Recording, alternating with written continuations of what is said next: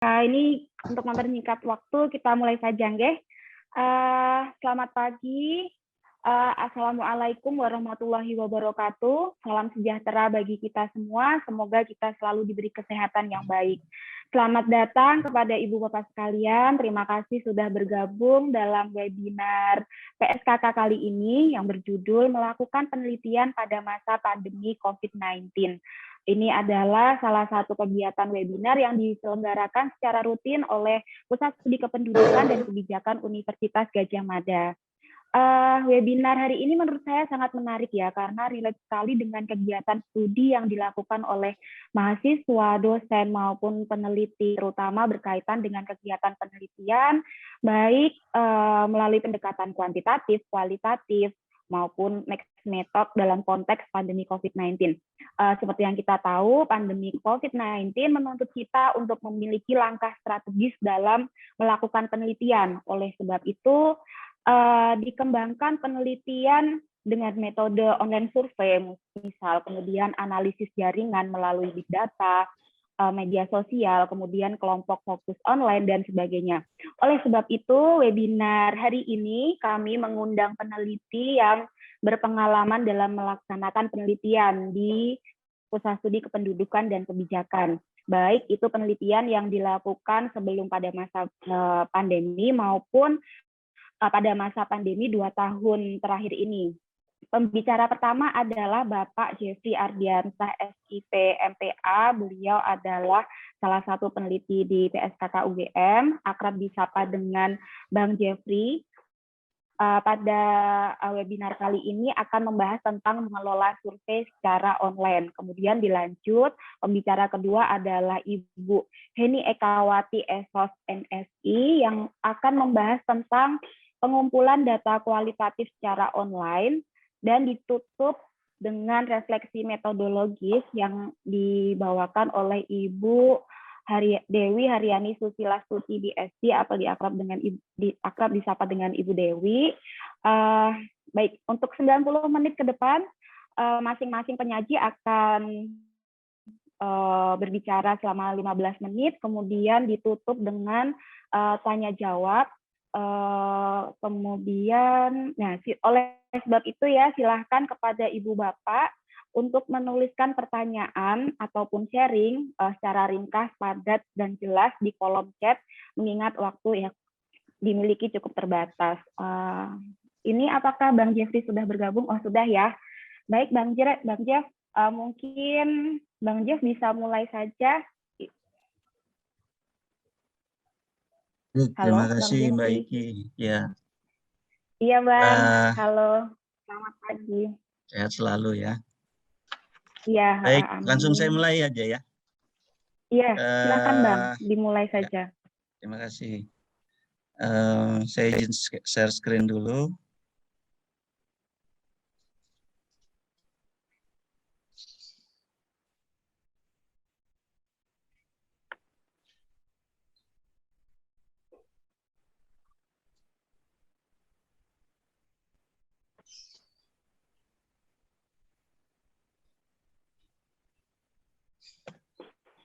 Baik,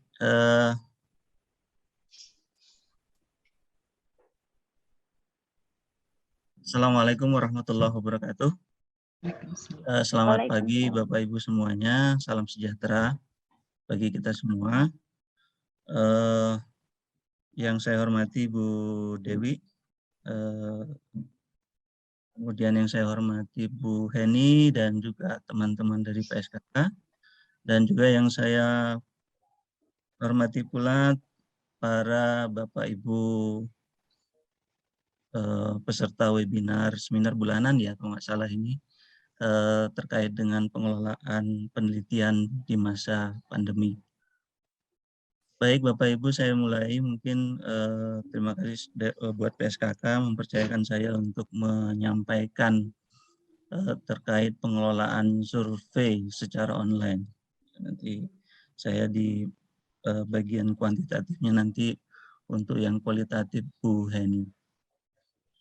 Baik, saya mulai. Apa dan mengapa survei online itu kita lakukan?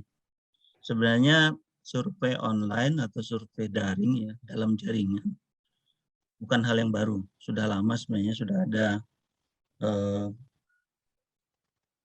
survei dilakukan secara online itu sudah lama sekali. Sejak adanya teknologi internet itu kemudian memudahkan kita semua untuk melakukan survei melalui jaringan internet. Awalnya seperti itu. Tapi juga survei online tidak hanya terkait dengan jaringan internet, tapi juga memanfaatkan media lain berupa alat komunikasi handphone maupun telepon biasa. Bapak Ibu barangkali sudah sering mendengar dulu misalnya kalau mendekati masa-masa pemilu biasanya ada polling secara online ya. Nah, itu salah satunya menggunakan media telepon dan kemudian juga menggunakan media yang lain yang terkait dengan jaringan internet. Namun survei online ataupun survei daring ini punya tantangan dalam hal penggunaannya, bahwa survei online atau penelitian daring itu masih dianggap sebagai penelitian nomor 2 terbaik, ya, the second best thing, bandingkan dengan penelitian luring atau luar jaringan, ya, atau tatap muka. Nah, tantangan terutama adalah dalam hal membangun raport. Pasti raport itu, ya, bukan raport kalau tiap semester bagi raport gitu ya. Nah, raport dalam penelitian ataupun dalam wawancara itu semacam membangun chemistry, membangun semacam hubungan baik antara kita yang melakukan penelitian dengan responden ataupun informan yang kita perlukan informasi dari informan maupun responden tersebut.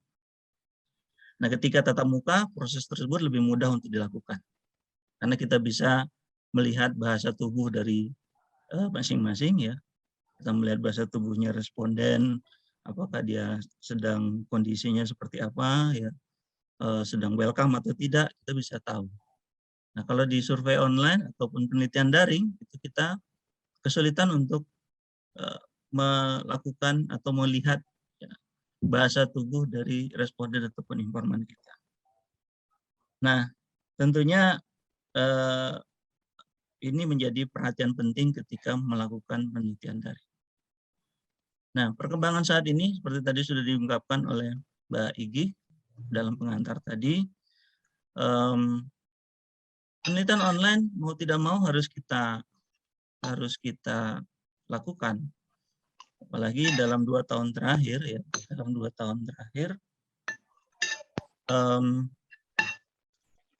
pandemi COVID-19 ya, sudah 1,5 tahun di negara kita, kalau di dunia sudah hampir 2 tahun. Itu memaksa kita untuk para peneliti untuk lebih kreatif maupun dalam melakukan penelitian. Fenomena sosial tetap terjadi, dan isu-isu tersebut menarik untuk dilakukan penelitian, namun juga ada kendala bahwa penyebaran virus harus diminimalisir. Harus ada pembatasan kontak fisik ya. Lagi dengan protokol kesehatan yang ketat 5M, dulu 3M, kemudian 5M, bahkan katanya sudah 7M. Walaupun kita nerimanya nggak pernah sampai 1M. Kemudian dengan fenomena tersebut, sehingga kita terpaksa harus memilih survei online atau penelitian daring untuk menjadi sarana dalam melakukan penelitian. Survei daring atau penelitian daring ataupun penelitian online itu ada beberapa jenis, terutama terkait dengan medianya. Ya. Ada yang menggunakan layanan pesan singkat, ya, SMS, chat gitu ya. Kalau dari ada kelebihan dan kekurangannya. Dengan SMS ataupun chat itu biaya lebih murah, relatif lebih murah, namun punya kesulitan ketika penentuan sampling frame. Pertanyaannya harus ringkas dan sederhana, tidak ada ruang untuk melihat bahasa nonverbal, tadi membangun raport tadi. Kemudian tidak semua, nah ini juga tantangan bahwa tidak semua orang punya telepon. Meskipun dari sensus, dari data BPS itu pengguna handphone di Indonesia itu sangat banyak. Namun juga ada kendala, mungkin tidak semua orang memiliki pulsa ataupun paket data yang memadai untuk menjawab pertanyaan-pertanyaan yang ada dalam survei tersebut. Nah, yang berikutnya adalah jenis media yang berikutnya adalah menggunakan telepon. Kalau tadi adalah layanan pesan singkat, nah dengan telepon itu penggunaan suara. Ada timbal balik ya.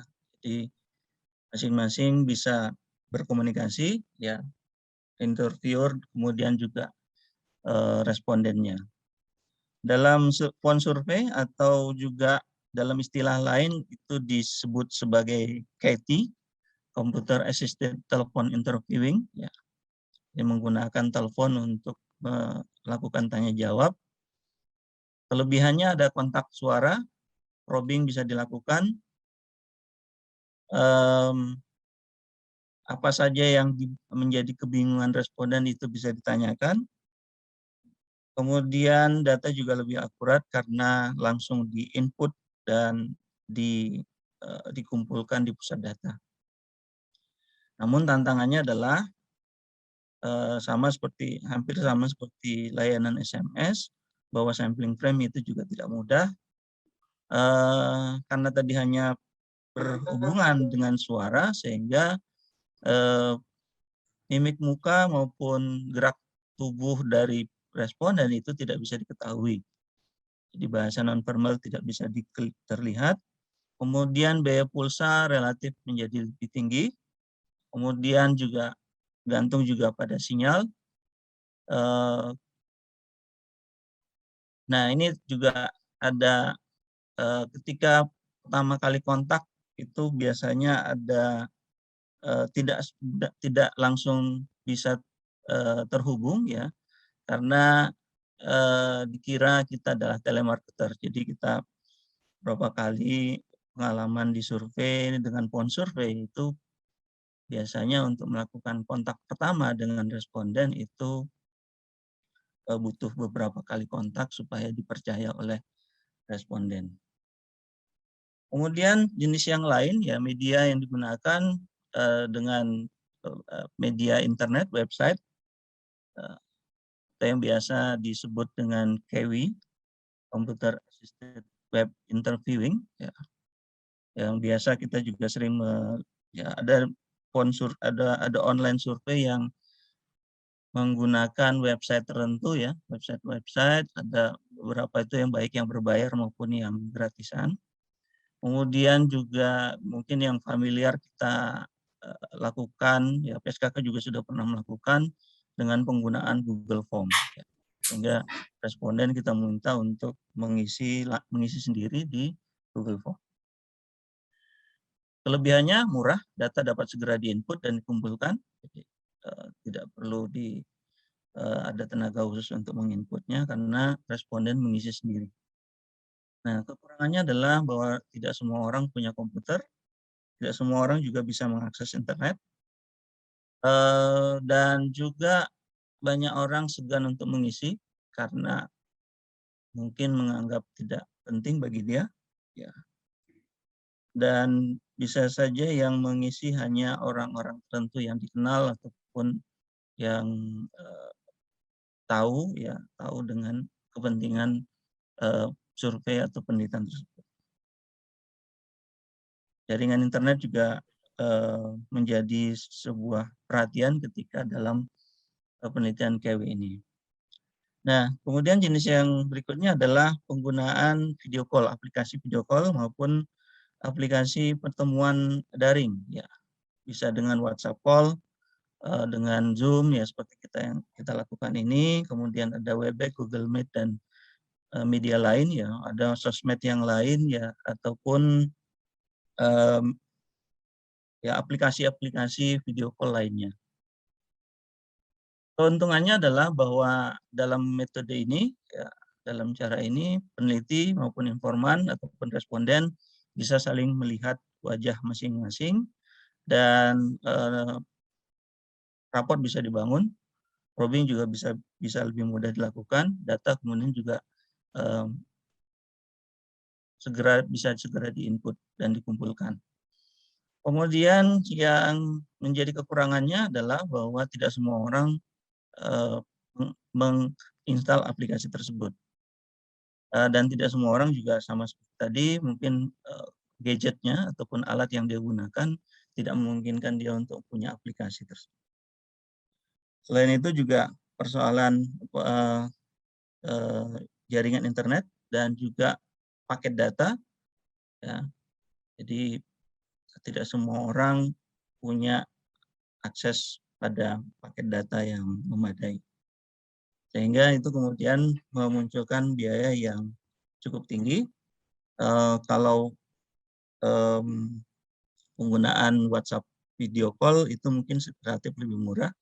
Tapi kalau penggunaannya Zoom seperti kita Zoom ini, baik yang kita sebagai interviewer dan responden itu sama-sama harus mengeluarkan biaya untuk pulsa ataupun paket data. Nah, maaf Bang Jeffrey. Yep. Ya, iya 6 menit lagi ya Bang. Mungkin Oke, baik. Saya akan. Terima kasih. Ya.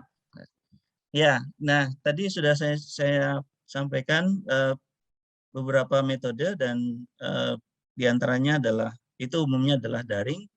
Nah kemudian yang biasa dulu kita lakukan dan umumnya banyak dilakukan adalah dengan luring metode copy. Penggunaan paper tapi kemudian juga di input di gadget. Nah biayanya sebenarnya kalau dibandingkan lebih murah untuk melakukan penelitian dengan cara daring, ya karena tidak ada mobilisasi manusia ataupun enumerator ke tempat-tempat di mana responden tinggal. Ya, cukup misalnya dari tempat di mana berada sudah berkontak dengan responden. SKK sendiri untuk pengalaman selama pandemi sudah melakukan beberapa penelitian, baik itu penggunaan Google Form maupun penggunaan phone survey. Yang paling terakhir adalah PKH graduation dan juga survei peran perempuan menghadapi pandemi menggunakan phone survey. Nah, dalam phone survey pilihan untuk melakukan phone survey adalah karena metode ini yang paling mudah untuk dilakukan dan juga paling sedikit risiko untuk penularan COVID-19 antara pewawancara dan responden. Phone survey sendiri sebenarnya bisa efektif, ya bahkan ketika munculnya wabah Ebola di Afrika itu juga dilakukan phone survey untuk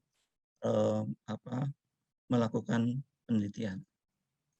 Nah dalam phone survey itu wawancara itu direkam, ya sebenarnya sebelumnya juga ketika penelitian sebelum-sebelumnya pengalaman untuk merekam wawancara itu sudah sering dilakukan. Nah, di dalam aplikasi phone survey itu langsung tanya jawab antara responden dan interviewer itu sudah terekam dengan baik.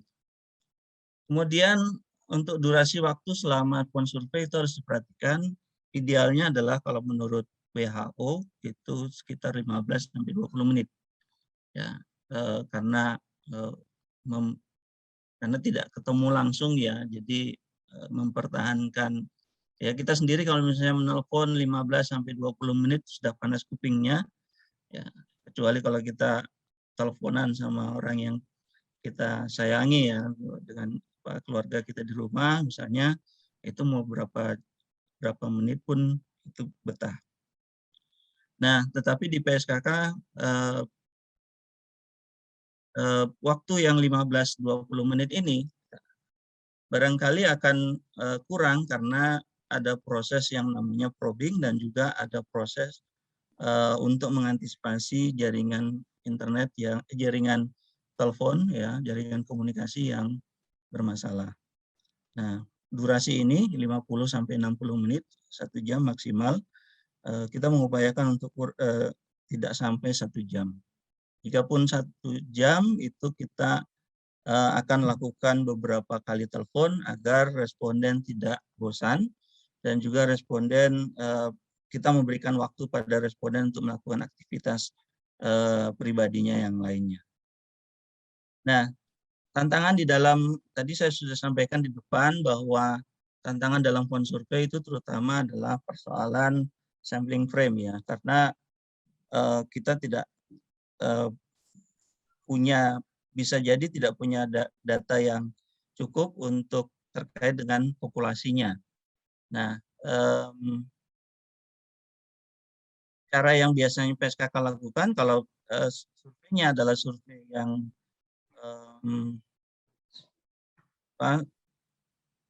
survei yang bukan pertama kali ya, artinya survei lanjutan, maka tinggal meneruskan basis data sampling yang ada sebelumnya. Tapi kalau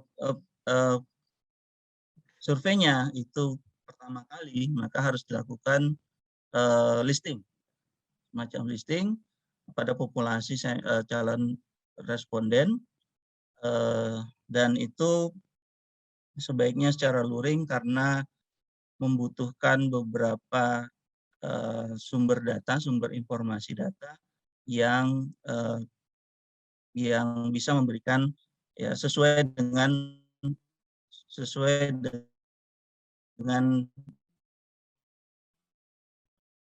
syarat maupun kondisi responden yang kita inginkan. Nah, sampling frame-nya juga populasinya juga akan cenderung karena masalah kepemilikan telepon dan juga kestabilan jaringan telepon maupun sinyal.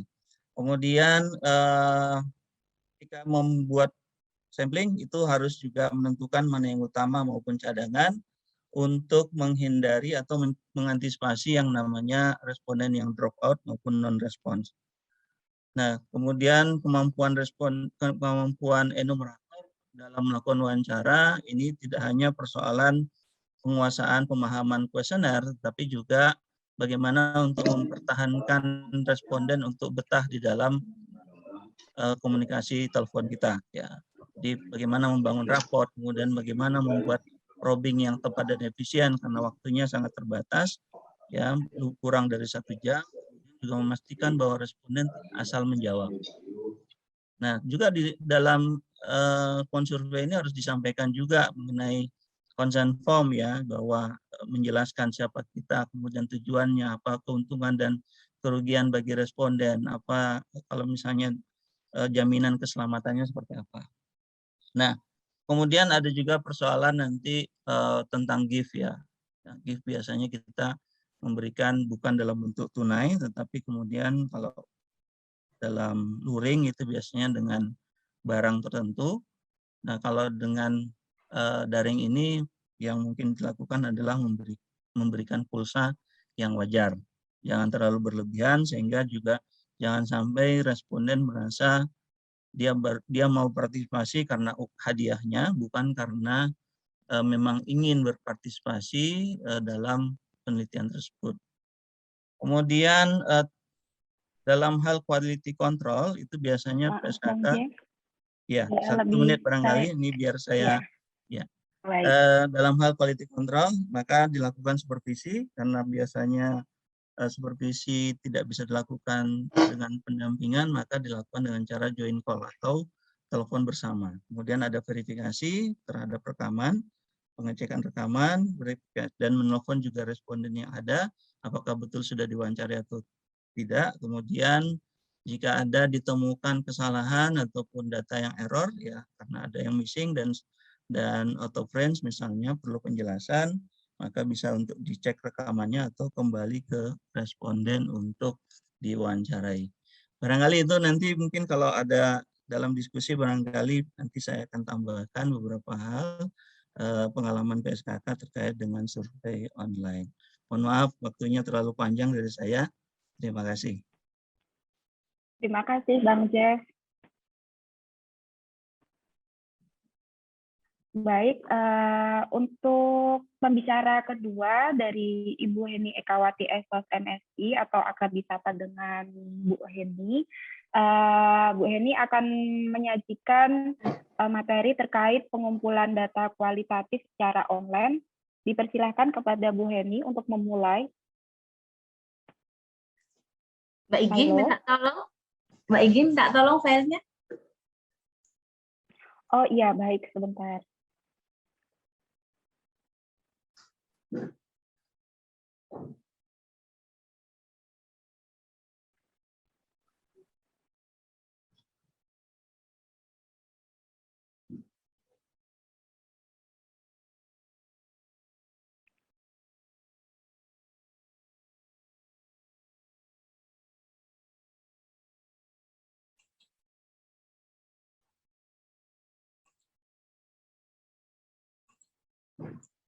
Halo Mbak Igi.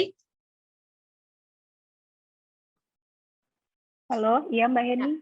Ini saya share sendiri udah kelihatan belum Mbak? Iya, sudah Mbak. Sudah. Oh ya, udah dari saya aja Mbak. Ya. Baik. Silakan dimulai aja Mbak Heni, terima kasih. 15 menit nih Mbak. Assalamualaikum warahmatullahi wabarakatuh. Selamat pagi Bapak Ibu peserta webinar pada kesempatan pagi ini. Langsung saja, semoga semua dalam kondisi sehat walafiat ya.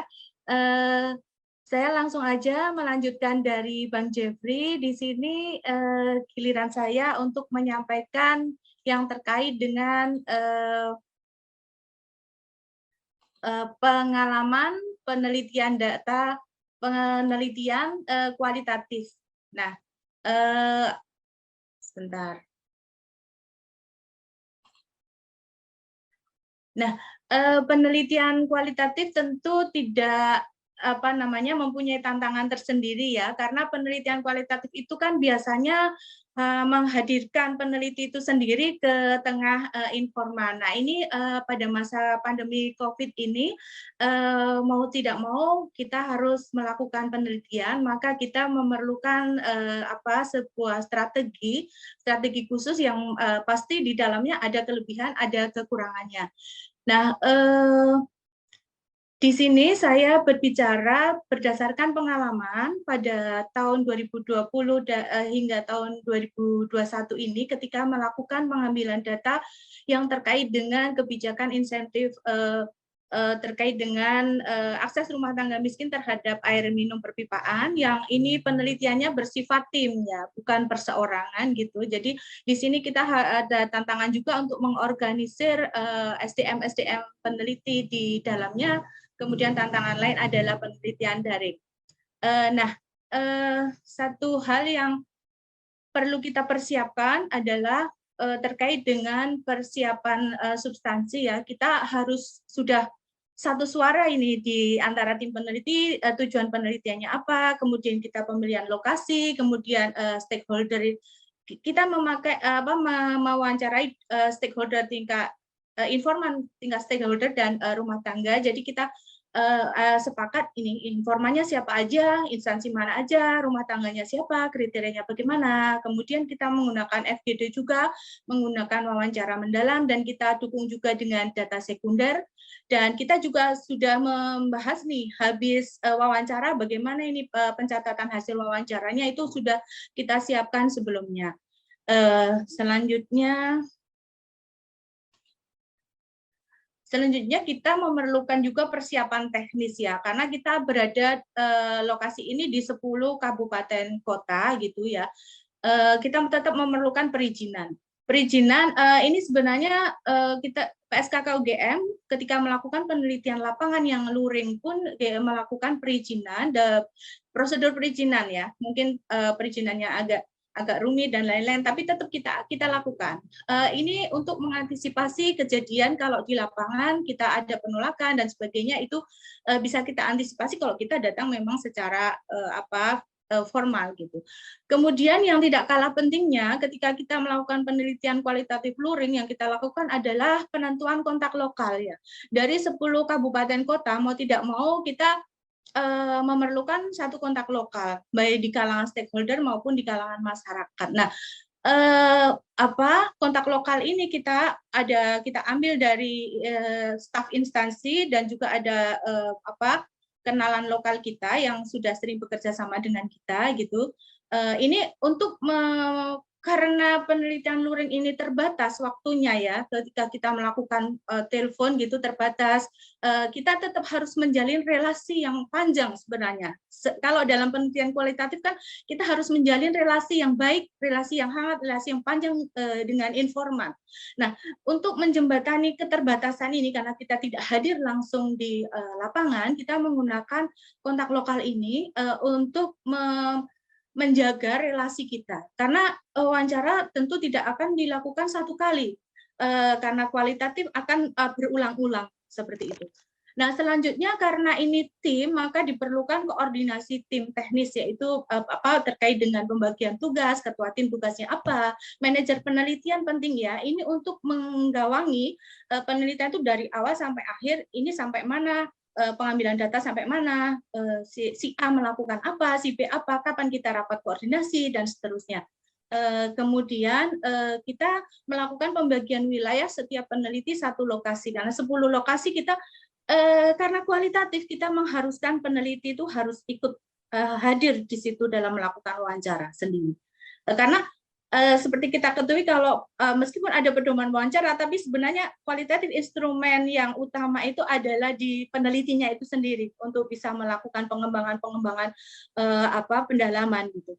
Nah, kita membagi peneliti itu satu lokasi satu, kemudian diikuti oleh asisten peneliti. Kemudian kita juga koordinasi dengan setiap kontak lokal, kita diskusikan bagaimana teknis wawancara, kemudian dokumentasi wawancara, dan kita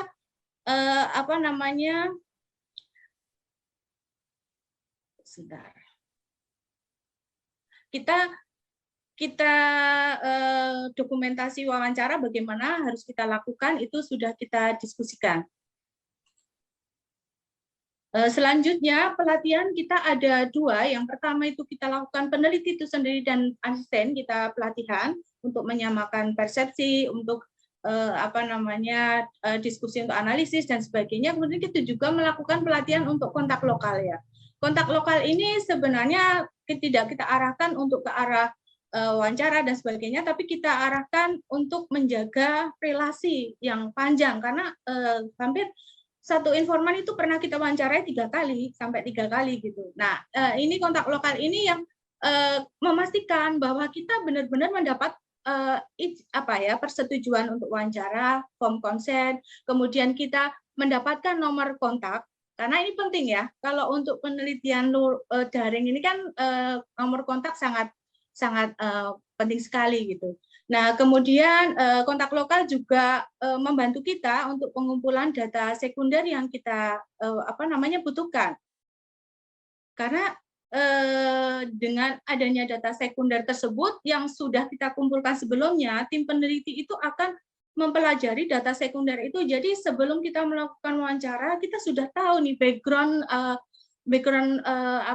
dari berbagai aspek di kabupaten kota tersebut, kondisi stakeholder-nya seperti apa, kebijakannya seperti apa, regulasinya seperti apa, kemudian masyarakatnya itu kondisinya seperti apa. Nah, itu sebagai bahan nanti kita melakukan wawancara mendalam. Nah, kemudian kegiatan lapangan ya, kegiatan lapangnya kalau luring itu kan peneliti bisa melakukan observasi berpartisipasinya, observasi langsung, baik terstruktur maupun tidak ya di lapangan. Tapi kalau kita kondisi luring seperti ini, kita tidak bisa melakukan observasi langsung. Yang bisa kita lakukan ya menggunakan data sekunder, dan kita melakukan wawancara dengan kontak lokal mengenai kondisi wilayah, berbagai aspek di wilayah tersebut. Kemudian wawancara dilakukan secara mendalam dengan kunjungan langsung, bahkan ada yang live in dan sebagainya ya. Kalau untuk luring gitu, kalau online kita menggunakan telepon atau telepon WA. Jadi kita lebih ke kita menyesuaikan informan itu nyamannya menggunakan apa, kita akan menyesuaikan. Kemudian di situ kita juga melakukan di FGD stakeholder ya. Ketika kita melakukan FGD stakeholder, kita juga mempersiapkan seperti kalau kita melakukan FGD luring, tapi kita menggunakan Zoom atau Google Meet dan sebagainya, tergantung dari stakeholder di situ siapnya apa. Jadi kita lebih menyesuaikan apa yang bisa di daerah itu. Kemudian kita kalau luring juga memastikan kehadiran peserta secara langsung, biasanya kita melalui surat undangan dan sebagainya. Kita juga mengirimkan surat undangan, tapi kita juga melakukan kontak secara telepon, WA, dan kontak lokal juga membantu kita untuk melakukan pendekatan ke calon peserta gitu. Kemudian luring juga memastikan tempat, kemudian kalau daring kita memastikan link, sinyal, kemudian rekaman, notulen, baterai yang cukup, dan sebagainya. Dan di situ juga sama-sama ada fasilitator. Nah, selanjutnya karena ini penelitian bersama, maka diperlukan pusat informasi penelitian yang di dalamnya ada petugas tersendiri. Petugas tersendiri yang di situ dia akan bertugas ketika wawancara itu dilakukan, dia akan segera melakukan inventarisasi semua rekaman hasil wawancara dari peneliti tersebut.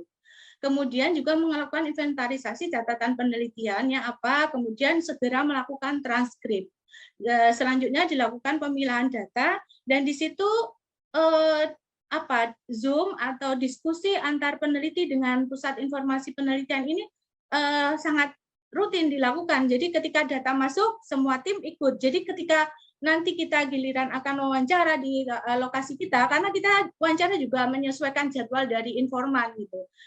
Itu kita bisa saling melakukan pendalaman materi apa sih dari yang sudah kita lakukan wawancara itu yang perlu ditambahkan apa diperdalam gitu. Kemudian ketercukupan data untuk persiapan analisa itu sampai seberapa pentingnya, kurangnya, itu yang akan sebagai bahan untuk melakukan penggalian data lebih lanjut gitu. Nah,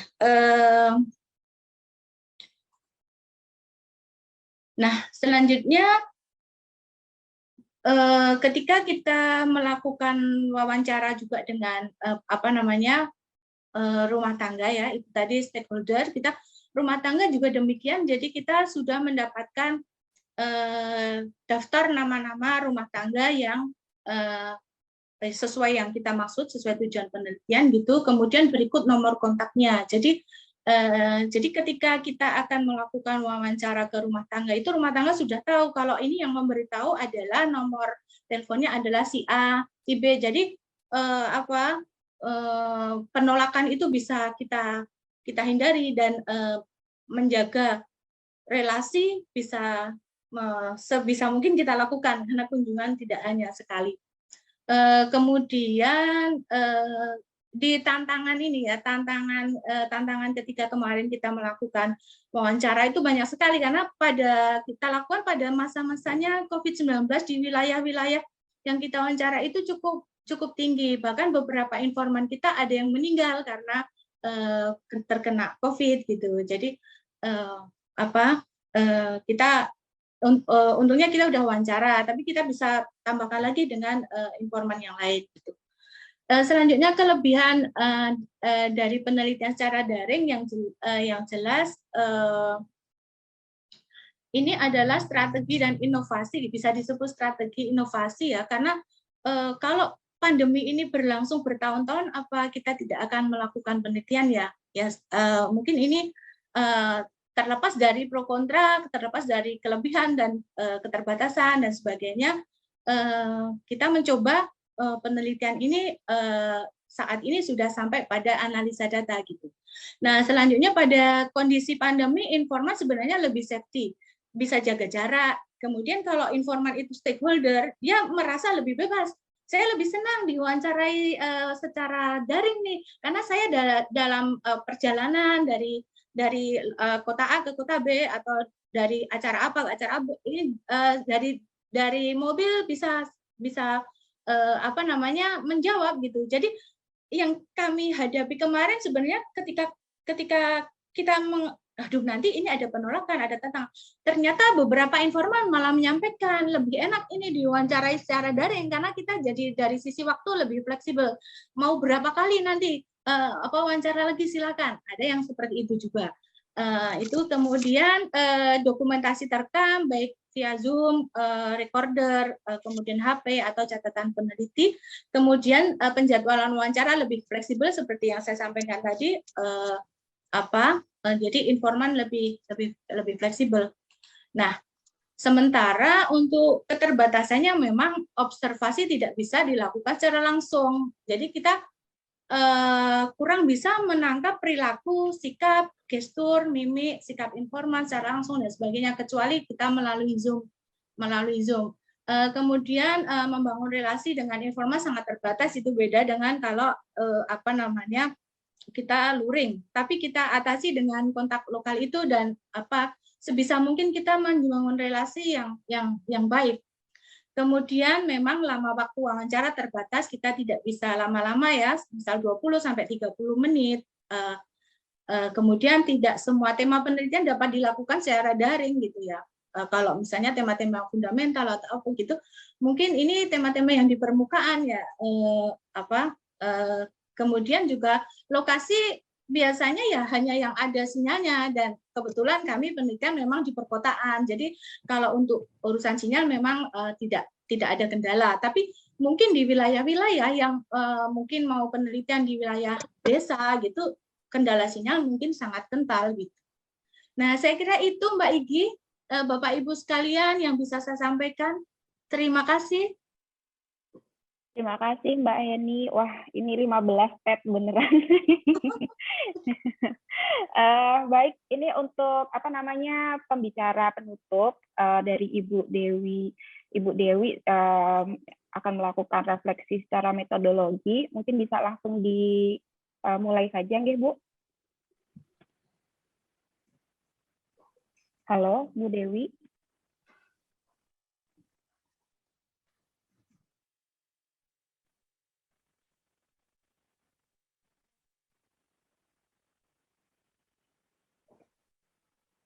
Halo, Ibu masih di mute mute mungkin? Ya, mungkin saya bantu unmute ya.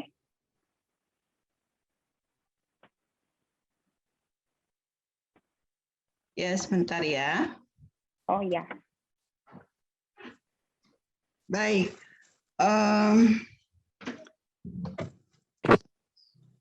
Sebentar ya.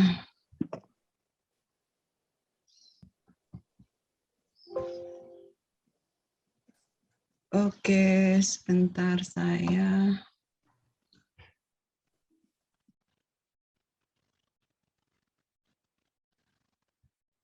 Sebentar.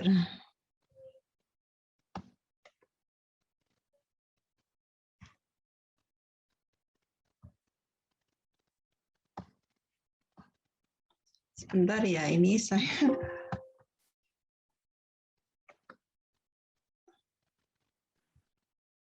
Tidak apa-apa, Bu. Sebentar Mbak, saya lupa share ini sendiri.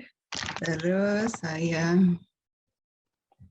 Iya, bagi Bapak Ibu sekalian, untuk update kegiatan PSKK bisa follow itu ya, medsos PSKK di PSKK UGM di Instagram atau di YouTube-nya. Di situ banyak kegiatan-kegiatan yang kami rekam kemudian kami upload. Jadi kalau ketinggalan hari ini mungkin bisa di reward lagi di kanal-kanal tersebut. Baik, Mbak Igi, saya ya, baik, langsung share sebentar. Monggo. Iya, sebentar. Oke. Saya akan berbicara tentang refleksi metodologis tentang penelitian online ya. Tadi sudah disampaikan oleh Bang Jeff dan Mbak Heni bahwa memang dengan adanya pandemi itu penelitian itu mau tidak mau harus dipindah menjadi online ya, dari luring menjadi daring. Dan karena itu secara metodologis kita perlu sebagai peneliti kita perlu mendefinisikan kembali sebetulnya apa sih yang disebut lapangan, field survey-nya itu loh. Field survey-nya itu apa? Karena kita memang secara fisik tidak pergi ke lapangan ya. Jadi kemarin saya membaca artikel dan judul artikelnya adalah when Zoom become your field ya. Ketika Zoom itu menjadi lapangan kita gitu. Nah, kalau kita melihat pemahaman yang tradisional, yang mainstream ya tentang penelitian itu kan biasanya melibatkan interaksi ya, interaksi antara yang meneliti dan yang diteliti ya. Kalau penelitian kuantitatif mereka kita sebut sebagai responden, kalau penelitian kualitatif kita sebut sebagai informan. Jadi biasanya secara mainstream sebelum pandemi itu peneliti berhubungan secara langsung, secara fisik ya, secara personal dengan orang yang kita teliti di tempat tinggal mereka dalam waktu tertentu. Dan tadi DNI sudah mengatakan untuk penelitian kualitatif waktunya panjang gitu. Nah, untuk penelitian kualitatif ada konsep yang disebut immersion. Immersion itu seperti kita mencebur ke dalam dunia orang yang kita teliti ya. Immersion itu definisinya, meaningnya itu adalah deep mental involvement. Jadi kita sebagai peneliti tidak saja di sana secara fisik ya, tapi kita benar-benar berusaha memahami pola pikir mereka. Kita berusaha memahami mengapa mereka berperilaku seperti itu ya. Kalau secara sosiologis kita ingin tahu why people think the way they do ya, kenapa orang itu berpikir seperti itu, atau why people behave the way they do, kenapa mereka berperilaku seperti itu gitu ya. Nah, ketika kita melakukan penelitian di masa pandemi, itu kan tadi sudah saya sebut di awal ada perpindahan lokasi ya, dari lokasi fisik ke lokasi digital. Sehingga kita tidak ada lagi lapangan penelitian dalam arti fisik. Dan tidak ada kolokasi. Saya sebagai peneliti tidak akan berada di lokasi yang sama dengan orang yang kita teliti. Nah, kemudian muncul pertanyaan, apakah metode digital itu cocok untuk menjawab pertanyaan penelitian tanpa imersi gitu, apalagi untuk penelitian-penelitian kualitatif gitu. Nah, satu hal yang kadang-kadang membuat peneliti itu terkaget-kaget gitu ya, itu adalah perpindahan penelitian, perpindahan field ya dari lokasi fisik ke dunia digital, karena tidak ada lagi ya, kita di masa pandemi ketika kita melakukan penelitian online kita tidak mendatangi atau meninggalkan lapangan penelitian ya. Saya tidak lagi pergi ke Tulungagung kalau penelitian di Tulungagung, atau ke Banda Aceh atau ke Palangkaraya atau dimanapun lokasi penelitian itu kita ambil gitu loh, kami ambil gitu, karena memang penelitiannya dilakukan secara online gitu ya. Yang disebut co-location, berbagi lokasi, ketika kita melakukan penelitian secara luring, secara offline, itu sekarang diganti dengan co-presence, sama-sama hadir. Jadi sama-sama hadirnya tuh entah lewat Zoom, entah lewat WA ya, conference, atau lewat SMS. Tadi Bang Jeff sudah menyebutkan beberapa platform yang biasa dipakai untuk penelitian. Jadi yang perlu digarisbawahi itu adalah istilah co-location dan co-presence. Kalau co-location, peneliti dan yang diteliti berada di lokasi yang sama. Kalau co-presence, lokasinya bisa berbeda. Saya bisa di Jogja ya, orang yang saya teliti mungkin bisa di Jakarta atau di Mataram atau bahkan di Berlin sana gitu ya. Jadi ini lokasinya bukan lokasi fisik ya, bukan setting fisik gitu. Kebersamaan. Jadi kita tidak berbicara tentang kolokasi tadi berada di tempat yang sama, tetapi kebersamaan ya, co-presence, hadir pada saat yang bersama melalui beberapa platform online yang tadi sudah dibahas baik oleh Bang Jeff atau Dek Heni tadi ya. Nah, Secara umum ada berbagai relasi kuasa antara peneliti dan yang diteliti. Ada yang relasi kuasanya itu resiprositas, saling memberi dan menerima. Karena kadang-kadang ketika kita mengajukan pertanyaan kepada orang yang kita teliti, kita memberi mereka itu ide atau masukan atau pandangan yang mungkin selama ini tidak terpikir oleh mereka ya. Misalnya ketika kami melakukan penelitian tentang children left behind, ya, anak-anak yang ditinggal ayah atau ibunya bermigrasi ke luar negeri sebagai pekerja migran Indonesia, salah satu teman saya peneliti itu bertanya, Bapak, karena waktu itu yang bermigrasi istri ya, jadi yang di rumah itu ayah dengan anak perempuannya. Kemudian teman saya bertanya, kalau Bapak biasanya makan dengan anak seperti apa? Terus bapaknya bilang, oh kami makan bersama, itu kegiatan rutin. Ketika bapak dan anak itu makan bersama, apa yang dibicarakan? Terus bapaknya itu merenung, oh harusnya kalau saya makan bersama itu saya membicarakan sesuatu ya. Berarti kan itu hubungannya resiprositas ya. Peneliti memperoleh data, tetapi pada saat bersamaan orang yang diteliti itu juga mempunyai ide, memperoleh pengetahuan baru yang mungkin selama ini tidak terpikirkan oleh dia.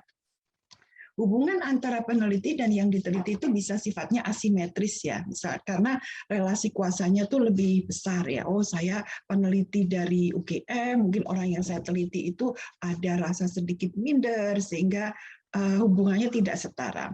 Ada juga penelitian yang sifatnya eksploitatif, ketika peneliti tidak memperhatikan rambu-rambu etika ya, misalnya mereka tidak memperhatikan bahwa ada hal-hal yang seharusnya tidak ditanyakan, misalnya menanyakan hal-hal yang berkaitan dengan kekerasan terhadap perempuan ya dengan cara yang tidak dengan cara yang membuat kalau istilah yang suka dipakai itu menguak luka lama ya. Jadi caranya itu memang harus sangat pelan-pelan, hati-hati, sensitif dan sebagainya.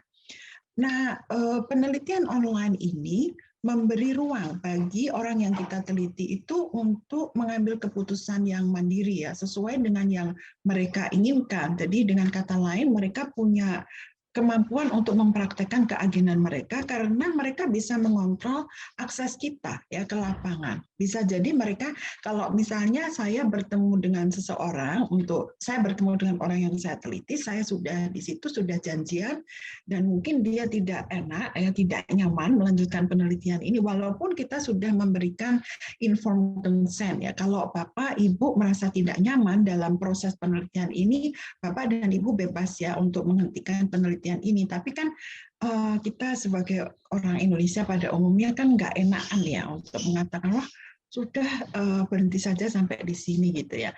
Nah untuk penelitian daring kan mudah ya, kalau mereka tidak berkenan penelitiannya dilanjutkan ya sudah dimatikan saja teleponnya, atau nanti mungkin orang berpikir bahwa telepon sambungannya putus ya karena mungkin sinyalnya nggak bagus gitu. Nah, tadi Jeffrey sudah mengatakan bahwa penelitian online itu dianggap sebagai the second best ya. Yang pertama itu yang offline, yang luring tadi gitu. Dan orang itu pesimis gitu karena penelitian online itu dianggap tidak mampu menghasilkan data yang kaya gitu. Tapi kalau kita misalnya melihat melakukan penelitian lewat Zoom, ya kalau orang tidak pakai background, saya kan pakai virtual background ya, sehingga Anda tidak bisa melihat rumah saya gitu. Tapi seandainya saya tidak pakai virtual background, Anda bisa melihat rumah saya, mungkin Anda bisa melihat ada kucing yang lewat, suami saya wira-wiri gitu ya. Itu atau saya di depan rumah atau di belakang rumah, ada banyak pohon-pohonnya gitu ya.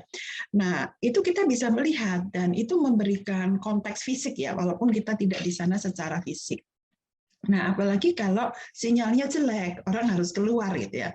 Sinyalnya jelek, orang harus keluar dari ruangnya, Anda bisa melihat gitu. Oh, rumahnya seperti apa? Ya, ada suara-suara sapi atau suara binatang apa? Seperti misalnya saya tinggal di rumah, oh ada suara sapi, ada suara ayam. Iya, karena saya tinggal di daerah pedesaan gitu.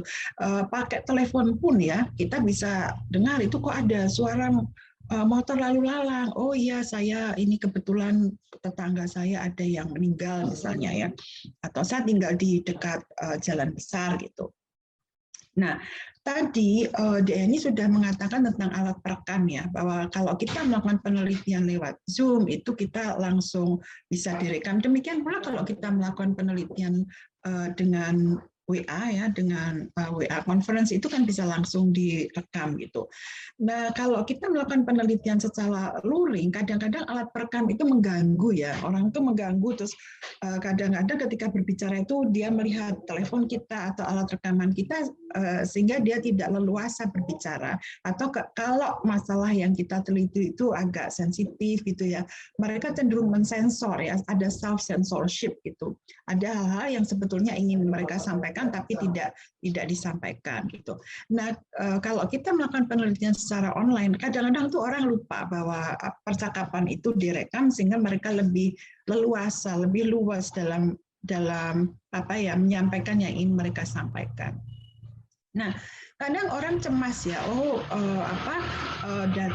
data-data yang diperoleh lewat penelitian online itu mungkin tidak sesuai dengan kenyataan yang sesungguhnya karena orang itu takut bahwa ada perbedaan antara penampilan online dan penampilan offline gitu ya.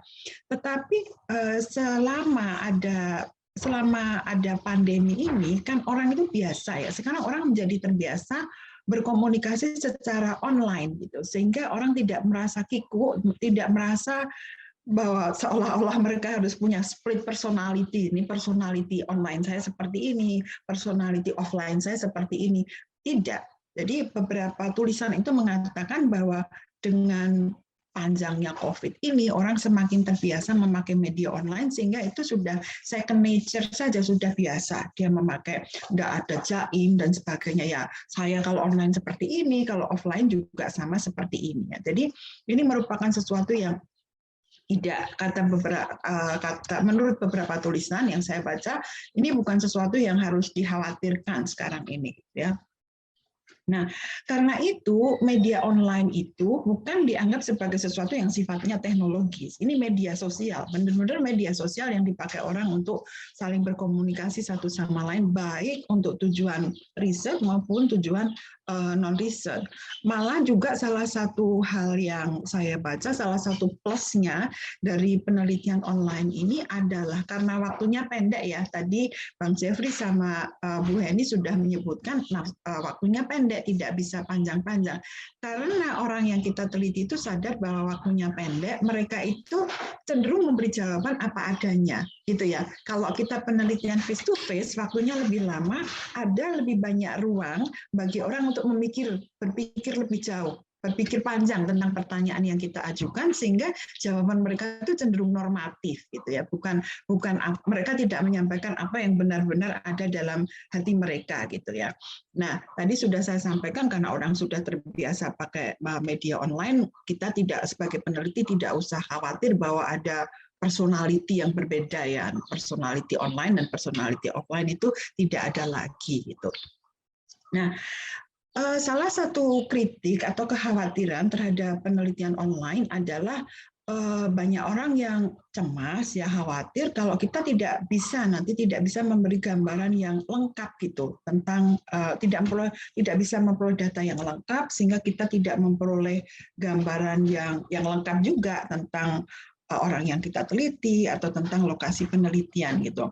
Tetapi ternyata beberapa penelitian menunjukkan bahwa data yang dikumpulkan secara online itu juga tidak kalah dengan data yang dikumpulkan secara offline, walaupun kita harus memperhitungkan keterbatasan yang sudah disinggung oleh dua pembicara yang terdahulu ya. Nah, sehingga penelitian online itu sifatnya tidak parsial, dia bisa digeneralisasi. Tentu saja kita harus memperhatikan kaidah-kaidah yang berkaitan dengan sampling frame dan sebagainya ya. Nah, apa sih yang dimaksud dengan being there ya? Kan tadi syaratnya itu peneliti harus hadir ya, harus being there physically gitu ya, dengan orang-orang yang kita teliti gitu. Tetapi beberapa penelitian, termasuk penelitian yang dilakukan oleh PSKK, itu menunjukkan bahwa peneliti bisa hadir, bisa being there ya, dengan menjadi bagian dari kehidupan mereka gitu. Dan ini berkaitan dengan redefinisi tentang lapangan penelitian ya. Lapangan penelitian kan tidak harus lokasi yang sifatnya fisik ya. Lapangan penelitian itu kalau kita melakukan penelitian online adalah rangkaian peristiwa yang terjadi di tempat dan waktu tertentu, sehingga ya ini pemahaman tentang permasalahan yang akan kita teliti itu menjadi penting ya, lebih penting untuk penelitian online, walaupun untuk penelitian offline kita juga harus sangat paham tentang hal yang berkaitan satu sama lain yang memunculkan permasalahan penelitian itu ya. Lapangan penelitian juga berkaitan dengan hubungan antara orang ya yang tinggal dalam konteks sosiopolitis yang beragam ya. Jadi kita harus memahami itu peristiwa apa sih yang terjadi sosiospasial ya, yang spasio-temporal ya, peristiwa-peristiwa yang terjadi di tempat dan waktu tertentu. Jadi kita harus banyak membaca supaya kita sendiri paham tentang konteks ya, konteks permasalahan itu sendiri, dan bagaimana beberapa aktor dari posisi yang berbeda itu bisa berhubungan satu sama lain. Nah, ini being there ya, being there. Nah, tadi sudah saya sampaikan barusan ya bahwa kita bisa tetap hadir di sana, bisa being there lewat penelitian online. Malah dengan adanya penelitian online, cakupan penelitian kita tuh bisa sifatnya tuh global gitu ya. Selama orang yang kita teliti itu punya HP atau punya akses ke berbagai macam platform penelitian itu, mereka bersedia kita ajak ngobrol, kita tetap bisa melakukan penelitian ya. Misalnya Anda ingin melakukan penelitian tentang pekerja migran Indonesia di Korea dan di Taiwan, itu Anda bisa melakukannya ya dengan penelitian online gitu. Nah, kemudian ada penulis, ada peneliti yang mengatakan ya malah yang disampaikan itu luar biasa ya. Ada yang menyampaikan bahwa sebetulnya rumah dan lapangan itu adalah false category, false dichotomy. Itu yang menciptakan itu ya akademisi sendiri gitu ya. Dan false dichotomy itu kita bisa lihat ketika kita melakukan penelitian online gitu. Pemikiran ini kan muncul sesudah ada COVID-19 ya, karena sebelum ada pandemi memang tidak ada urgensi untuk melakukan penelitian online gitu. Nah, yang terjadi sekarang ketika kita melakukan penelitian online ya, penelitian kita itu daerah penelitian itu field survey kita itu ya campuran antara rumah dan lapangan penelitian, karena ada co-presence itu tadi ya. Lokasinya tetap beda, tidak ada co-location, tetapi ada co-presence ya. Tapi itu tetap saja yang saya ada di Jogja, yang diteliti ada entah di tempat yang lain gitu ya. Nah, tadi sudah saya singgung ya, ini dikotomi antara rumah dan daerah penelitian itu sekarang dipertanyakan, jadi tidak relevan ya, kurang relevan untuk penelitian online. Ya, karena penelitian kita lakukan di rumah atau di kantor ya. Ya, kemudian kritik yang lain terhadap penelitian online, ya ini bukan field research gitu, karena tidak ada konteks ya. Konteksnya kan kalau kita bicara tentang penelitian yang mainstream, penelitian yang luring, konteksnya atau settingnya itu kan fisik ya. Ya, tetapi sebetulnya dengan adanya platform digital ini, walaupun kita tidak berada di lokasi yang sama dengan orang yang kita teliti, tapi kita lebih mudah untuk mengakses tempat ini, responden atau informan ini. Seperti kembali ke contoh saya tadi, kalau Anda mau melakukan penelitian pekerja migran Indonesia di Korea dan di Taiwan, Anda bisa melakukannya. Jadi lebih hemat ya. Sementara di zaman penelitian luring itu pasti biaya penelitiannya akan sangat membengkak karena Anda harus pergi ke berbagai penelitian, tidak saja di Indonesia, juga mungkin di luar negeri. Ya, sudah saya sampaikan. Ya, teknologi digital.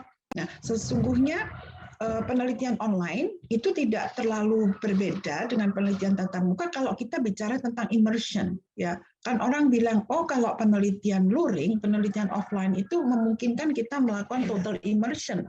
Ini penting untuk penelitian, terutama untuk penelitian kualitatif, ya. Kita tinggal di desa itu, kita berhubungan orang itu dengan jangka waktu yang lama. Tetapi banyak yang mengatakan bahwa walaupun Anda tinggal melakukan penelitian secara luring, Anda tinggal di desa di tempat Anda melakukan penelitian, Anda tidak akan pernah tidak akan pernah melakukan total immersion, karena tetap saja peneliti itu punya bias, ya. Jadi ada hal-hal yang kita perhatikan, ada hal-hal yang mungkin secara tidak sadar kita tidak perhatikan gitu. Misalnya kita meneliti tentang kebijakan di tingkat kabupaten, ya.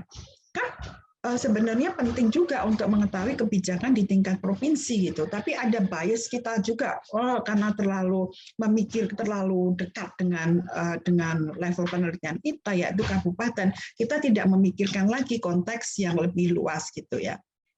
Nah, ini catatan akhir, ya, bahwa being there, berada di lapangan itu bisa dilakukan secara offline gitu, dan kemudian ini perlu didefinisi kembali, ya, apa sih penelitian lapangan itu? Bukan lagi hubungan personal antara peneliti dengan orang yang diteliti di lokasi yang sama. Di konteks penelitiannya itu tadi, ya, peristiwa-peristiwa spasio-temporal, dan juga hubungan yang terjadi online dan offline. Ya, memang secara teknis saya berbicara dengan orang yang saya teliti itu online, tetapi hal-hal yang saya bahas dengan orang yang kita teliti itu adalah hal-hal yang mungkin terjadi secara offline.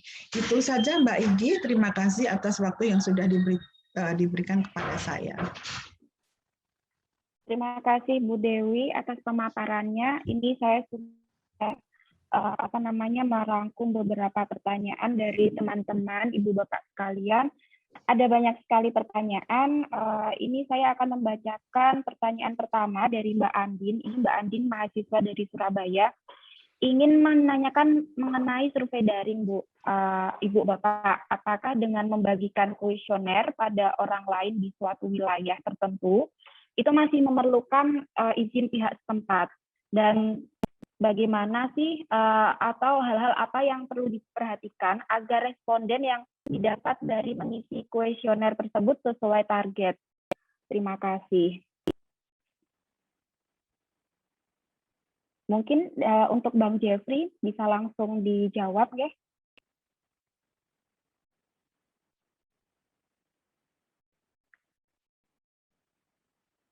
Halo, Bang Jeffrey. Sepertinya Bang Jeffrey itu, ya. Ini saya juga menanyakan, halo. Maaf, laptop saya tiba-tiba black, jadi saya lewat. Oh iya, baik. Ya, untuk perizinan tadi, ya. Baik, Bang. Silakan.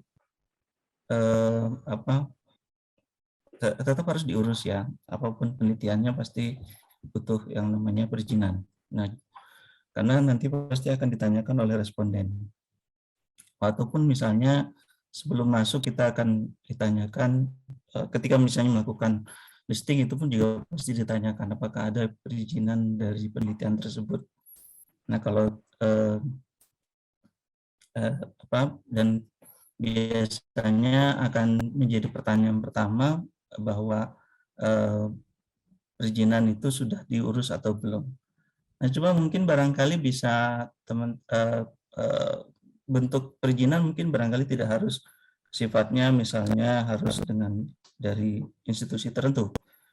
Bisa jadi hanya dari, kalau sebagai mahasiswa misalnya cukup dari universitas di mana mahasiswa tersebut melakukan studi. Ada juga misalnya jadi hanya kalau pengalaman kami, karena kemarin penelitian konsurvei ini kan pendek sebenarnya, sedangkan ngurus izin itu prosesnya, apalagi kalau mencakup lebih dari satu provinsi, itu harus ke Kemendagri, dan itu panjang sekali prosesnya, sehingga kemudian kami menempuh langkah, yaitu karena kaitannya bahwa yang menugaskan PSKK adalah kementerian ataupun institusi pemerintah di pusat, sehingga cukup dari surat surat tugas dari mereka untuk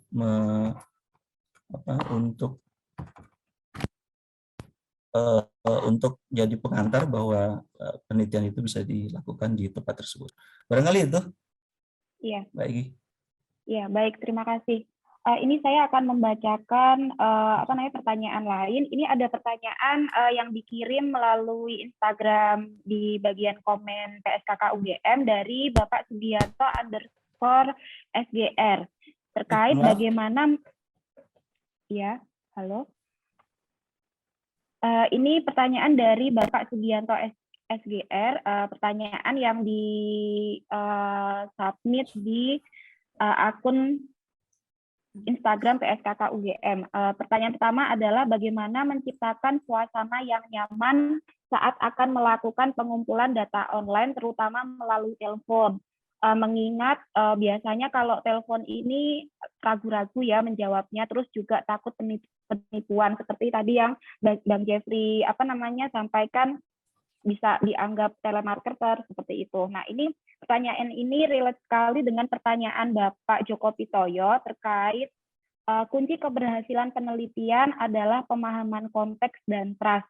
Bagaimana ini dapat dicapai dalam penelitian daring atau online. Jadi ini terkait dengan trust, Bang. Bagaimana ya dalam menjalankan penelitian secara online ini mendapatkan trust dari informan atau narsum. Terima kasih. Ya, terima kasih atas pertanyaannya, menarik sekali ya. Barangkali itu tadi yang juga saya sampaikan di awal tadi mengenai tantangan di dalam pon survei ataupun penelitian daring itu adalah bagaimana membangun kepercayaan dari responden ataupun informan. Nah, bagaimana membangun raport, chemistry antara responden dengan pewawancara. Nah, biasanya kalau dalam penelitian luring ya, ketika kita berhadapan kita bisa bisa tahu seperti apa ya bahasa nonverbalnya atau bahasa tubuh atau mimik muka dari responden. Nah, kalau dalam telepon memang kita tidak bisa melihat itu.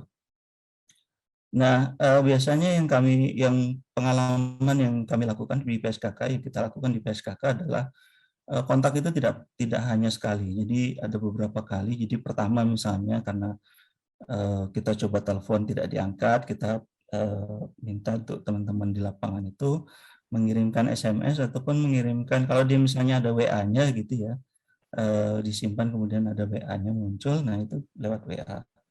Kalau di SMS mungkin hanya pesan singkat menerangkan bahwa ini siapa, nama siapa, dan kemudian dari mana dan kepentingannya apa. Nah, kalau misalnya dalam WA mungkin bisa surat izinnya tadi atau surat tugasnya tadi bisa dikirimkan sehingga kemudian oh benar ini bukan telemarketer, bukan pinjol ya, karena lagi tren sekarang ini penangkapan pinjol. Nah, mungkin teman-teman semua punya pengalaman dengan hal tersebut. Nah, dari hal tersebut kemudian muncul kepercayaan dari responden bahwa oh ini benar dari institusi, apalagi mengatasnamakan Universitas Gadjah Mada. Memang ada beberapa nanti akan Universitas Gadjah Mada masa ngubungin saya. Saya penerima bantuan orang kecil tinggal di pinggir kali misalnya, tiba-tiba ada yang menghubungin dari Universitas Gadjah Mada. Anak saya nggak kuliah di sana gitu. Tapi ada juga yang langsung welcome ya, ada juga yang langsung welcome. Nah, ketika wawancara kemudian dijelaskan ulang.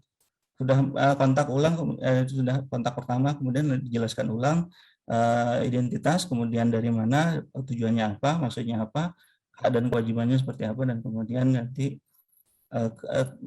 jaminan keselamatan apabila sudah diwawancara itu akan seperti apa. Jadi etika penelitiannya harus dipenuhi.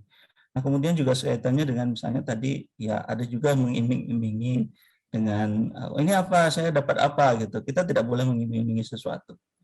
Kita hanya menyebutkan bahwa penelitian ini penting buat beliau dan juga buat masyarakat Indonesia, warga negara Indonesia. Nah, itu barangkali nanti akan memunculkan. Nah, kita juga sampaikan memang nanti akan dapat pulsa sekian rupiah, Pak. Tapi bentuknya pulsa bukan rupiah ya, Pak, bukan uang, bukan cash gitu, tapi bentuknya pulsa.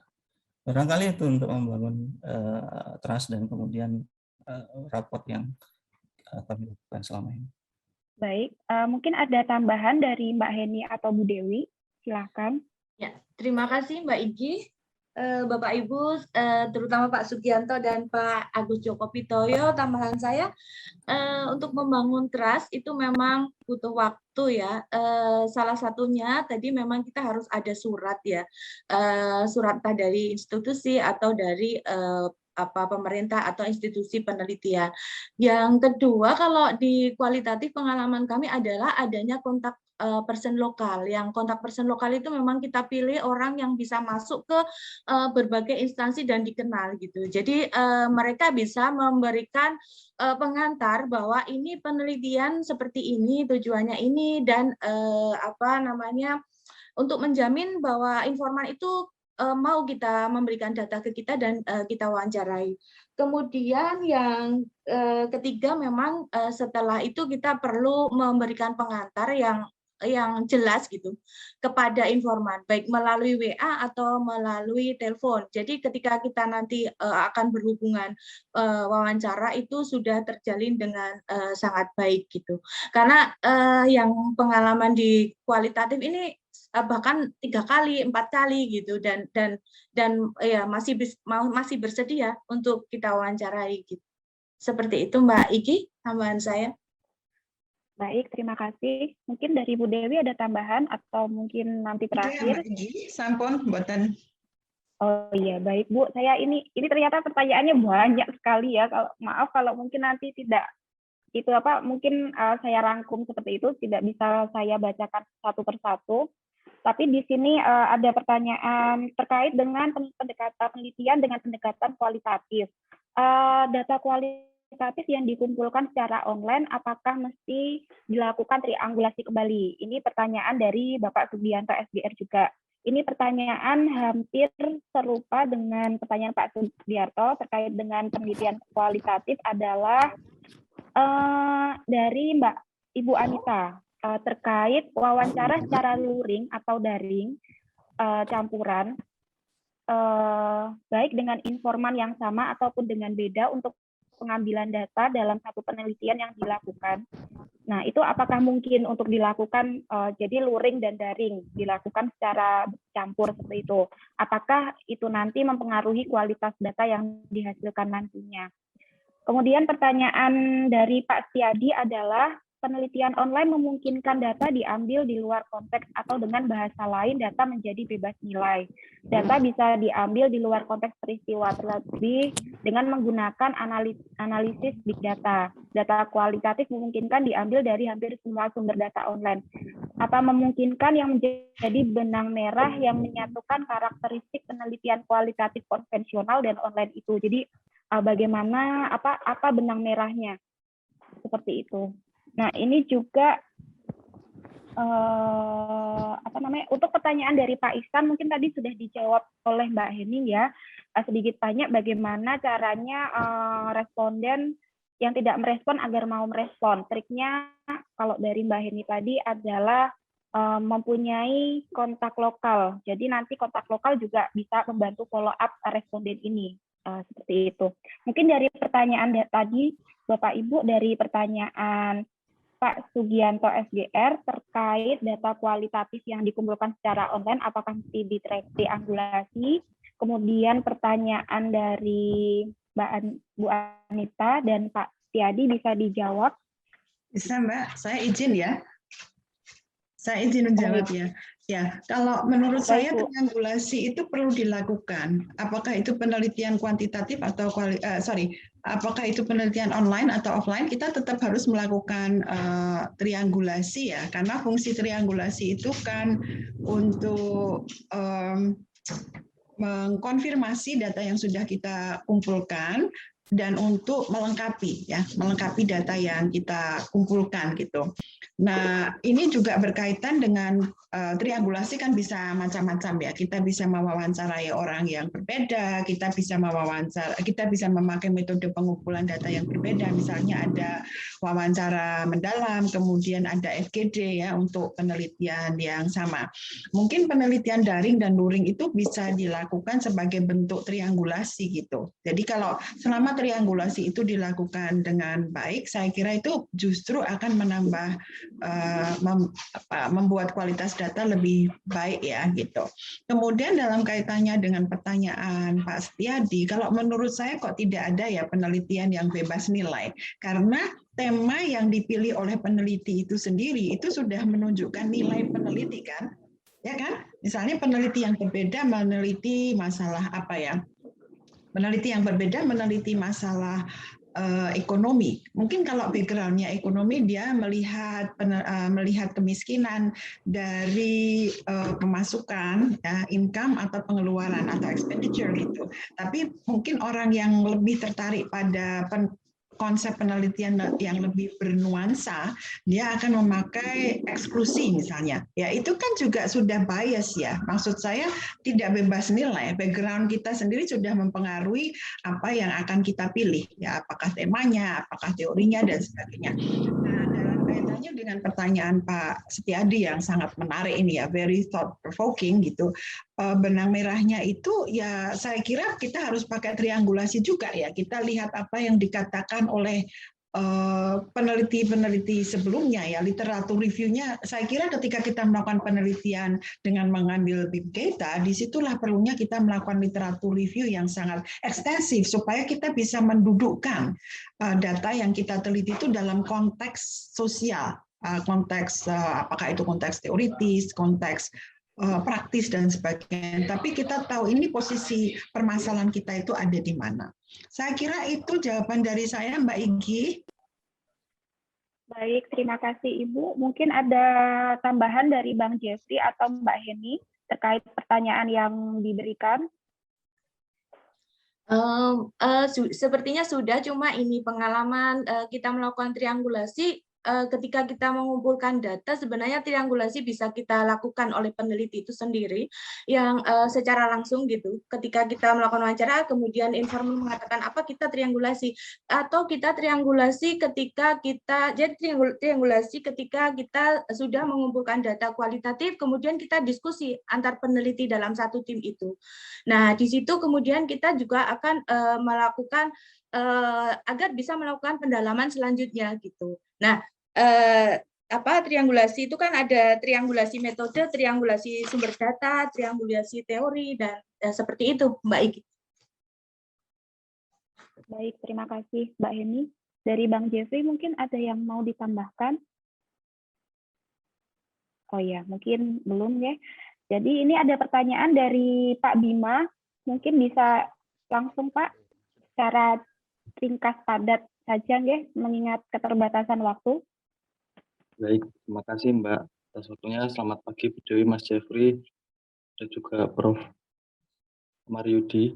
Saya ini bertanya pada para panelis, bagaimana sih kita itu melakukan kolaborasi ya, maksudnya antar peneliti berkolaborasi membuat suatu penelitian gitu di tengah pandemi seperti ini. Karena kemarin itu di Departemen MKP ya ada apa namanya, ada program pembuatan buku yang berkelompok gitu. Nah ternyata sulit. Yang targetnya bulan Juni aja sampai sekarang 6 orang itu menulis hal yang sama tuh sulit. Apakah ada tips atau trik atau ada saran untuk kami? Terima kasih atas waktunya. Selamat pagi. Baik, terima kasih. Selamat pagi Pak Bima. Mungkin bisa langsung dijawab oleh Bapak Ibu. Mungkin saya sedikit, nanti Bu Dewi lebih ini ya. Ketika kita melakukan kolaborasi dengan tim yang besar, tetap kita lakukan secara daring, Mas Bima. Jadi ketika peneliti melakukan wawancara, hasil penelitian kemudian selesai dilakukan, kita diskusikan. Memang agak memerlukan energi yang lebih ya, karena mungkin 1 minggu bisa kita Zoom itu 3 kali gitu. Jadi memang harus intensif, karena ketika hal itu tidak dilakukan, maka memang akan ada lubang-lubang yang untuk wawancara berikutnya itu sangat sulit untuk dikejar gitu. Ya, jadi karena kita lokasinya di 10 lokasi, jadi ketika 1 lokasi sudah selesai, kita akan Zoom.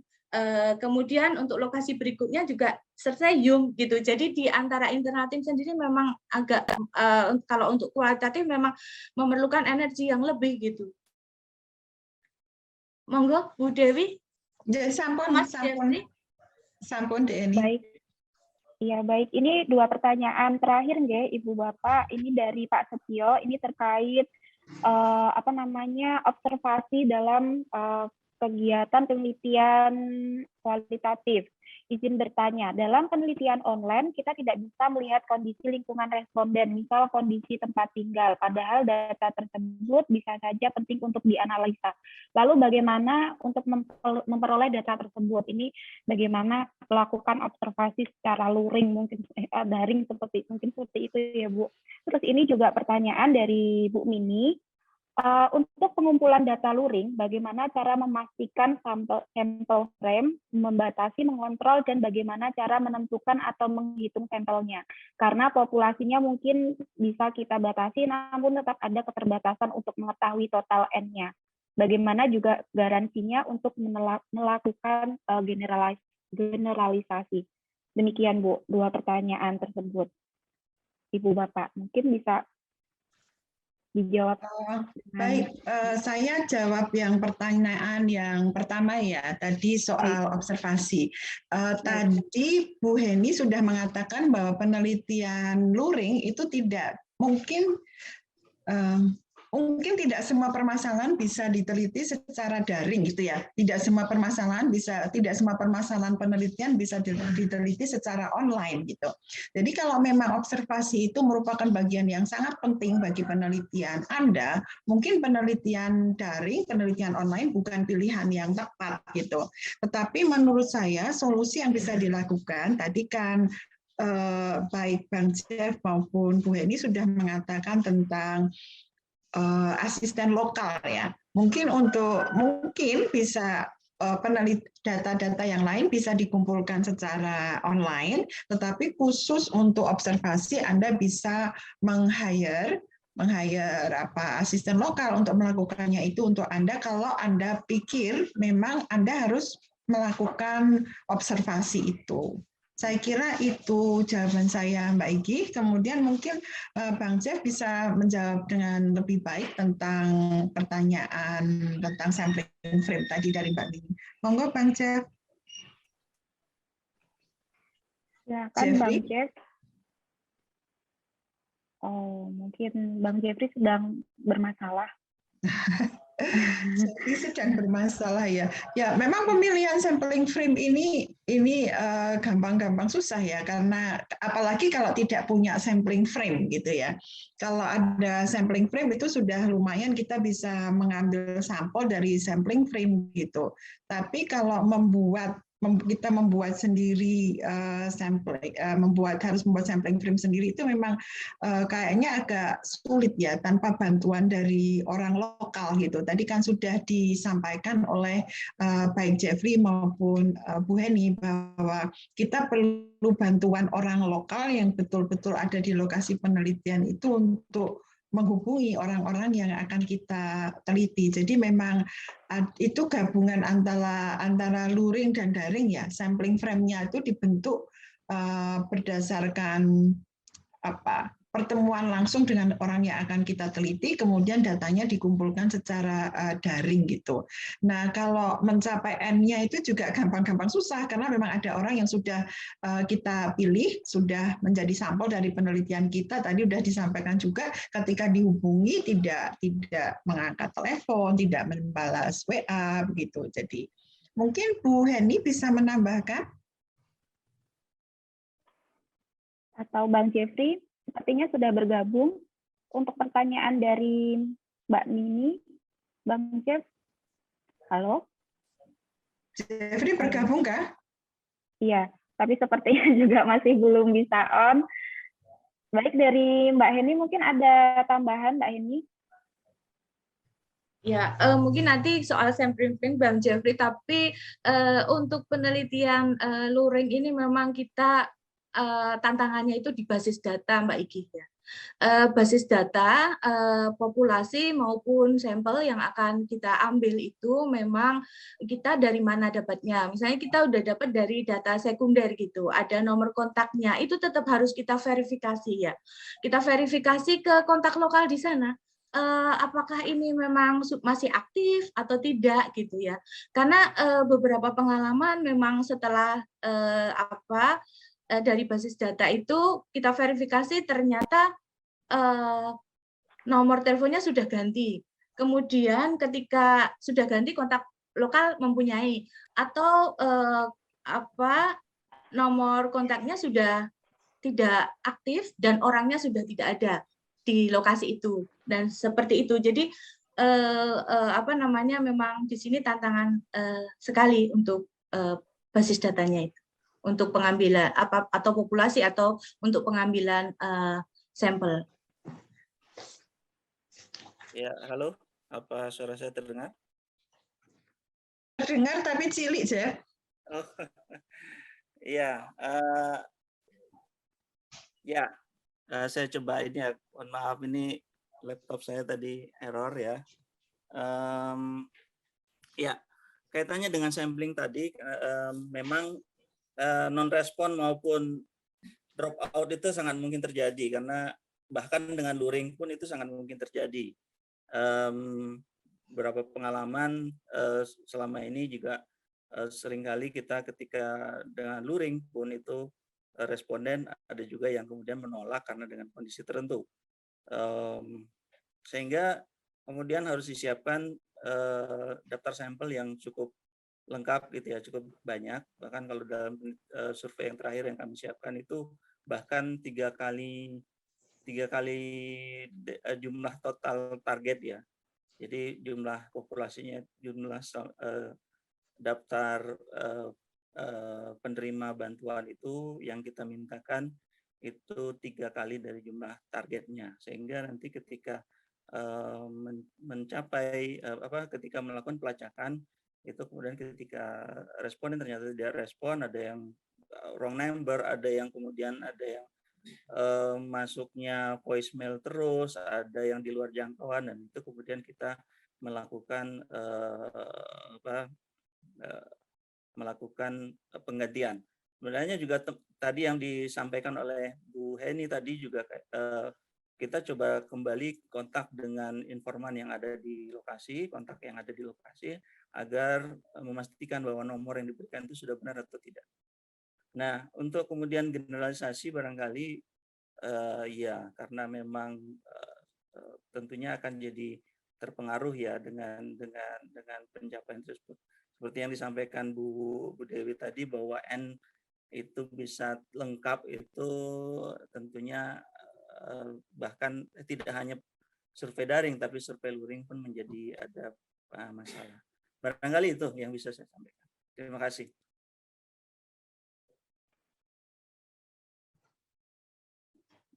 Baik, mungkin ada tambahan lagi, karena ini pertanyaan dari peserta sudah selesai sepertinya. Mungkin bisa saya tutup saja, nggih, mengingat waktu sudah 10.34, jadi bisa Bapak Ibu sekalian melanjutkan kegiatannya. Di sini saya ingin memberi penutup bahwa untuk kegiatan penelitian online sendiri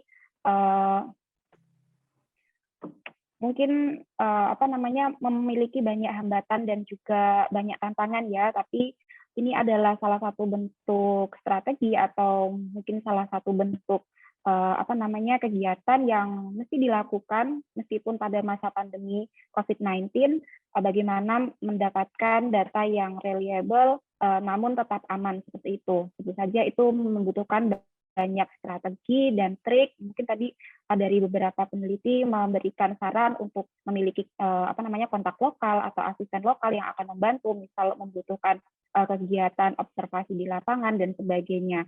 Nah, kira-kira demikian untuk seminar hari ini. Nanti bisa Bapak Ibu tonton ulang di YouTube PSKK UGM di akun CPPS UGM. Untuk kegiatan PSKK yang lain, untuk misal popcorn atau seminar bulanan atau kegiatan yang lain, bisa Bapak Ibu dapatkan update-nya di Instagram PSKK UGM. Untuk sementara sekian. Terima kasih kepada Ibu Bapak. Selamat siang, stay safe, stay healthy, nggih. Jaga kondisi. Selamat siang. Assalamualaikum warahmatullahi wabarakatuh. Salam sejahtera. Selamat Gimana, siang. Pak? Waalaikumsalam. Terima kasih. Terima kasih Bu. Terima kasih Prof. Yudi. Terima kasih. Selamat semuanya. Ya, terima Sukses. kasih Prof. Yudi. Matur nuwun. Terima kasih Bu Dewi. Selamat. Bang Denny, Bang Jeffrey, Bapak Ibu, terima kasih. Sukses semua.